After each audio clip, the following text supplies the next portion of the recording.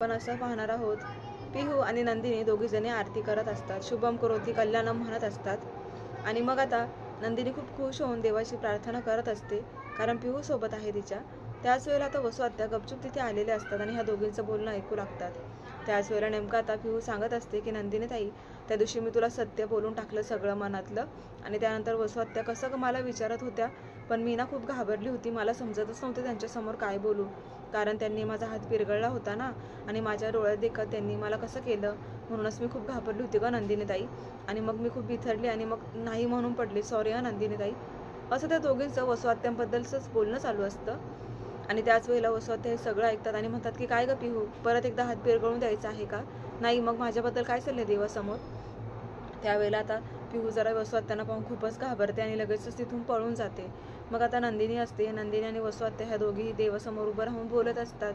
तर नंदिनी म्हणत असते की वसू आत्या, हो लहान आहे ती, बोलायची काही पद्धत वगैरे आहे की नाही तुमच्याकडे? तर लगेचच आता वसू आत्या म्हणतात की नंदिनी, ते तुम्हाला शिकवू नकोस. आणि एवढ्या छोट्या पणी हिला बाकीचं बरोबर जमतं नाही, म्हणजे हिच्या आईवडिलांनी हिला शहाणपणा शिकवलेला दिसत नाहीये. हिचं शहाणपणा मलाच काढावं लागेल आणि मीच योग्य आहे हिच्यासाठी. हिला काही समजतं का, मोठ्यांमध्ये भांडणं लावते. मग आता माझ्याबद्दलचा गैरसमज आहे ना हिच्यामुळे तुझ्या मनात आले नंदिनी, असं ते एकदमच म्हणू लागतं. त्यावेळेला नंदिनी म्हणते की वसू आत्या, तुम्ही म्हणताय ना शहाणपण, पण एक लक्षात ठेवा की लहान मुलं कधीच खोटं बोलत नाही. आणि पिहू इतका घाबरली होती ते तुमच्यामुळे. तुम्ही विचार करायला हवा होता की आपण बोलताना काय बोलतोय तो. आणि मग आता दुसरीकडे फोटो. आता इकडे पार्थ आणि काव्य दोघंही अल्बम पाहते, कारण त्यांना पुरावा शोधायचा आहे की लग्नामध्ये असा काही संशयास्पद फोटो आपल्याला मिळतोय का, जेणेकरून आपल्याला नंदिनीच्या बाजूने एखादा पुरावा घरच्यांना दाखवता येईल. आणि मेन म्हणजे विक्रमला, कारण विक्रम सगळ्यात जास्त नंदिनीवर चिडलेले आहेत आणि त्यांच्यासाठी पुरावा हाच योग्य आहे. त्यांनी नातं तोडून टाकलेलं आहे आणि काव्याला ते पाहत नाहीये. म्हणूनच काव्य आणि पार्थ आता खूपच असे कामाला लागलेले दिसत आहेत. दोघांनीही लग्नाचा अल्बम काढले आणि नंदिनीचा फोटो, म्हणजेच नंदिनीच्या लग्नाचे जे काही फोटो आहेत ते एक एक करून सगळेजण पाहत आहेत. पण नेमकं आता दुसरीकडे असं दाखवलंय की मंजू ही खूपच खुश होते, कारण तिच्या हातामध्ये एक फोटो आला आणि त्या फोटोमध्ये आहे दीपक आणि दीपकचा साथीदार, आणि नंदिनीला किडनॅप करतानाचा तो फोटो मंजूला सापडलाय. आता तिने त्या फ्रेममधून काढला की तिला कुठे मिळाला ते दाखवलं नाही, डायरेक्ट त्यांनी मंजूनेच फोटो आणले असं दाखवलं. आणि मग मंजू तो फोटो वसू आत्यांना दाखवते, तेव्हा वसू आत्या तोंडाला हात लावता आणि हसतायत. तर रम्या सुद्धा हसते, कारण त्यांना कळाले की जो आपला पुराव्याचा जो फोटो होता ना, तो आपल्याकडेच आलाय. मग आता घाबरायचं काहीही टेन्शन नाही आणि नंदिनीला एक सुद्धा पुरावा मिळणार नाही असं त्यांना वाटतं. आणि पण नंदिनी आता इकडे देवाची आरती करत आहे आणि त्याच वेळेला इकडे यांचं असं चाललंय की तो फोटो घेऊन आता रम्या तो फाडण्याचा प्रयत्न करते, पण तो फोटो काही फाडला जात नाहीये. तर वसू आता लायटर घेते आणि तो फोटो जाळण्याचा प्रयत्न करत असते, पण तो फोटो काही म्हणजे ते लायटरच लागत नसतं आणि त्यामुळे रम्या परत तो फोटो घेऊन फाडायला लागते. तर दुसरीकडे नंदिनीची आरती चालू असते. इकडे आता यांचा फोटो फाडला जातो आणि ते सगळे चिंध्या फोटोच्या तुकडे बाहेर कचऱ्यामध्ये ती फेकून देते. पण मग नेमकं आता फेकल्याबरोबर इकडे जीवा सुद्धा विचार करत असतो की मी आज घरातच काहीतरी पुरावा शोधणार आहे. तो सुद्धा कामाला लागलेला असतो. तर फाडलेल्या फोटोचे तुकडे त्याला मिळतात आणि तो जोडत एक एक फोटोचा तुकडा जमा करून घेतो. आणि मग आता तो नंदिनी, काव्य आणि पार्थला रूममध्ये बोलवून घेतो आणि चौघजण आता बोलत असतात की हा फोटो नक्की कसला आहे, कोणी फाडून फेकले, आपण याला जॉईन करून पाहूयात. जेव्हा ते जॉईन करतात तेव्हा दिसतं की इथे 2 मुलं त्यांना संशयास्पद जाणवतात. आणि मग लगेचच आता नंदिनी म्हणायला लागते की दीपक सोबत हा कोण मुलगा आहे. तेव्हा आता काव्य आणि पार्थने त्याला ओळखलेलं असतं. ते दोघंही नंदिनीला सांगतात की नंदिनी, आम्ही तर ह्या माणसाला ओळखतो. तर आता पुढे असं दाखवलंय की नैनाच्या बाळाची तब्येत खूप सिरियस झालेली आहे, त्याला काचेच्या पेटीत ठेवण्यात आलेलं आहे आणि त्यामुळे 1.5 लाख भरा, तेव्हाच तुमच्या बाळाचं ऑपरेशन होईल असं डॉक्टरांनी नैनाच्या आईला सांगितलेलं असतं. मग नैनाची आई आता त्या बाळाच्या वडिलांना म्हणजेच दीपकच्या साथीदाराला असं म्हणते की काहीही करा, पण 1.5 लाख रुपये जमा करा. त्याच वेळेला नंदिनीने काही दिवसांपूर्वी नैनाच्या आईला सोन्याच्या बांगड्या दिलेल्या होत्या. त्याच बांगड्या त्या डॉक्टरांना देऊन, म्हणजे गहाण ठेवून पैसे डॉक्टरांना दिलेले असतात आणि मग बाळावर ट्रीटमेंट म्हणजे होणार असते. मग आता हा सगळा प्रकार जेव्हा दीपकच्या साथीदाराला कळतो तेव्हा तो म्हणतो की मी हे काय केले, माझ्या बाळाचा जीव वाचवणारी नंदिनी आहे आणि तिच्याबद्दल मीच तिला किडनॅप केलं हे समजलं तर तो खूप घाबरलेला असतो. आणि आता तर त्याने दीपकचा एक कॉल नाही येत तर लगेचच त्याने फोनच स्विच ऑफ करून ठेवलाय. त्याच्या मोबाईलमधले सिम कार्ड काढून टाकले. जेणेकरून मला कोणत्याच प्रकारची धमकी भीती राहणार नाही म्हणून. कारण आता सध्या त्याला महत्त्व द्यायचं त्याच्या बाळाला, कारण त्याचं बाळ काचेच्या पेटीत आहे आणि पैशांची अजूनही मदत लागणार आहे. म्हणूनच नयनाच्या आईने नंदिनीला कॉल केलाय. आणि मग आता ती कॉलवर असं सांगते की ताई, अहो काय सांगू तुम्हाला, नयनाच्या बाळाला धोका आहे. तिच्या बाळाला पहिल्याच दिवशी काचेच्या पेटीत ठेवले आणि आता ऑपरेशनसाठी 1.5 लाख रुपये मागितले आहेत. तेव्हा आता एवढा पैसा मी कुठून जमा करणार आहे? मला ना काही समजत नाहीये ताई, काय करू? बाळाला वाचवता येईल का? असं जेव्हा त्या कळकळीने नंदिनीला सांगतात तेव्हा नंदिनी म्हणते की तुम्ही कुठे आहात आता? बिलकुल काळजी करू नका, मी आताच तिथे पोहोचते, तुम्ही काळजी करू नका. आणि नयनाला पण सांगा की काहीच टेन्शन घेण्याची गरज नाहीये, मी आहे तुम्हाला सपोर्टला. असं म्हणून नंदिनी आता दवाखान्याचा ॲड्रेस विचारते आणि तिने दवाखान्याचा ॲड्रेस मिळवलेला असतो. तेव्हा आता प्रेक्षकांनो नंदिनी, जीवा, काव्य आणि पार्थ हे चौघंही प्लॅन करतात की आपण चौघांनी आता हॉस्पिटलमध्ये जायचं. तिथे नेमका आहे आता हा नयनाचा नवरा, ज्याला आता काव्य आणि पार्थ ओळखताना दिसणार आहेत प्रेक्षकांनो. त्यामुळे पुढे काय काय होणार आहे हे आपल्याला पाहायचंच आहे. पण इकडे आता रम्या आणि वसू खूप खुश आहेत, कारण मंजूने जो काही पुरावा जाळलेला आहे फोटोचा, तेव्हा त्या तिघी हसतात आणि म्हणतात की आता काही नंदिनीला पुरावा मिळणार नाही, कारण हा शेवटचा पुरावा होता जो की आपण फाडून फेकून दिला. पण असं नाही आहे प्रेक्षकांनो, जीवाला तो मिळाला आहे आणि त्या फोटोवरूनच लिंक लागलेली आहे की दीपकचा जो साथीदार आहे ना तो मुंबईतच आहे आणि काव्य आणि पार्थ त्याला समोर आल्याबरोबर लगेच ओळखू सुद्धा शकतात, असं त्यांनी नंदिनीला सांगितलेलं असतं.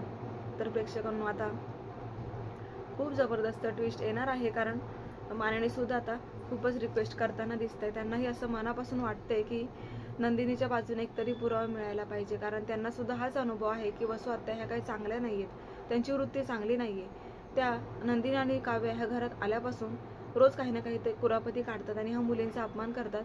पण ह्या मुली खूप संस्कारी आहेत की त्यांनी आतापर्यंत एक शब्द सुद्धा उलट बोललेला नाहीये आणि त्यामुळेच प्रेक्षकांनो माननी हा पूर्णपणे जीवा आणि नंदिनीच्याच बाजूने आहेत. विक्रम बरोबर त्यांनी इतकं भांडण केले तरी सुद्धा त्या आता एवढंच पाहत आहे की वसू आत्यांबद्दलचा एकतरी पुरावा मिळायलाच पाहिजे, कारण नंदिनीला जे काही विक्रमने खोट्यात पाडलेलं आहे, तिला चुकीचा गैरसमज करून जो काही संबंध तोडून टाकलेला आहे, ते माननीला खूप वाईट झालेलं आहे. त्यामुळे माननीला मनापासून असं वाटतंय की आता काहीही झालं तरी नंदिनीच्या बाजूने एकतरी पुरावा मिळायलाच हवा आहे. आणि मग आता माननी सुद्धा देवाजवळ प्रार्थना करताना दिसत आहे. पण नंदिनीची श्रद्धा खूप आहे देवावरती आणि देवानेच तिला आता अशा प्रकारे पुरावा जमा करून दिलेला आहे, तो म्हणजे तो फोटो, ज्या फोटोमध्ये स्पष्टपणे दिसते की दीपक आणि त्याचा साथीदार चटईमध्ये काहीतरी गुंडाळून घेऊन जाते आणि ह्या चटईमध्ये आहे नंदिनी. आणि असा क्लिअरली फोटो मंजूनेच त्या फ्रेममधून काढून लपवलेला असतो आणि त्यामुळेच काव्य आणि पार्थला पुरावा तर मिळालेला नसतो, पण जीवाने मात्र बरोबर त्या फाटलेल्या फोटोचे तुकडे जमा करून नंदिनीपर्यंत पुरावा पोहोचवण्याचा एक चांगला प्रयत्न केलाय. तर हा दीपक आता सारखंच त्याच्या साथीदाराला कॉल करतोय, म्हणजेच नयनाच्या नवऱ्याला, कारण तो आपल्यासोबत होता आणि आता जीवाने त्याला फोनवरचं बोलणं असं दाखवलेलं असतं की हे बघ दीपक, तुला काय वाटलं, तू तर पुरावा देऊ शकला नाही, पण तुझा तो साथीदार त्याच्यापर्यंत तर आम्ही पोहोचूच आणि त्याला धमकी देऊ. त्यामुळे हा दीपक घाबरलाय, त्याला असं वाटायला लागले की आता हा माझा मित्र तर मुंबईतच आहे आणि जीवा, काव्या, पार्थ, नंदिनी हे चौघजण काहीही प्लॅन करून त्याच्यापर्यंत पोहोचू शकताय, त्यापेक्षा मी याला सांगतो की मुंबई सोडून गायब हो. आता दीपकने तसा फोनही केलेला असतो ह्या नयनाच्या नवऱ्याला की तुला आता मी मोबदला दिलेला आहे आणि तू मुंबई सोडून निघून जा. पण तो जायलाच तयार नाही, कारण त्याला त्याच्या बायकोची आणि मुलीची खूप काळजी वाटते, कारण आपल्या बाळाला आता काचेच्या पेटीत ठेवलेलं आहे आणि त्यामुळेच त्याला वाचवणं, त्याला वेळ देणं खूप महत्त्वाचं आहे. त्यामुळेच आपण दीपकचं नको ऐकायला, आपण मुंबई सोडून आज नाही तर माझ्या बाळाला जेव्हा बरं वाटेल तेव्हा जाईल, पण आज मी इथेच थांबणार आहे.